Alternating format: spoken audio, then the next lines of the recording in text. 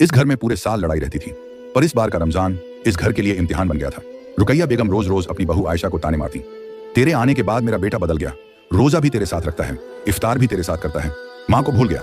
आयशा सुबह से रोजा रखकर सहरी बनाती, सफाई करती, अम्मी के लिए दवा देती, फिर भी हर बात पर सुनती।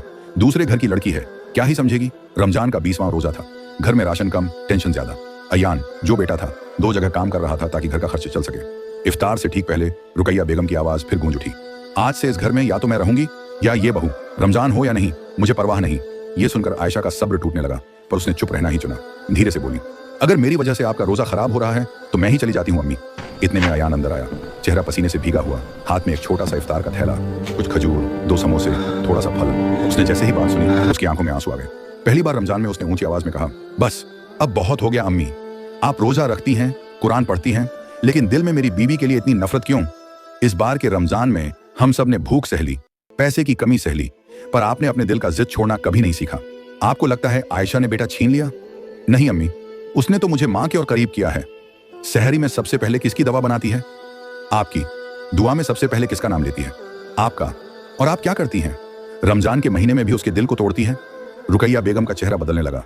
आयशा रोते हुए बोली, अम्मी मैं आपसे आपका बेटा नहीं चाहता रही, मैं तो बस ये चाहती हूँ कि आप मुझे भी अपनी बेटी मान लें। रोजा मैं भी रखती हूँ, दुआ आप भी करती हैं, पर अगर हमारा दिल साफ ना हो तो रमजान का क्या फायदा?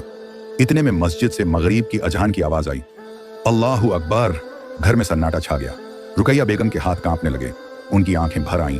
उन्होंने धीरे से इफ्तार की प्लेट उठाई, एक खजूर आयशा की तरफ बढ़ाते हुए बोली, आयशा आज मेरा रोजा तेरे बिना पूरा नहीं होगा।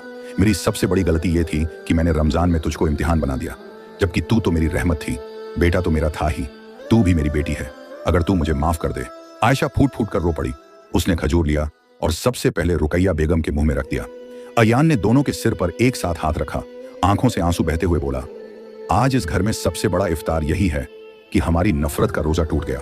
उस रात रुकैया बेगम ने पहली बार रमजान की दुआ में यह कहा, या अल्लाह मेरी बहू को मेरी बेटी बना दे और मेरे दिल से जिद निकाल दे।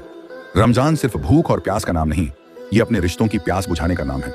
अगर ये छोटी सी कहानी दिल को जरा भी लगी हो तो इस वीडियो को लाइक करो, किसी एक दोस्त के साथ शेयर करो, और ऐसी ही रमजान फैमिली ड्रामा कहानियों के लिए चैनल को सब्सक्राइब जरूर करना।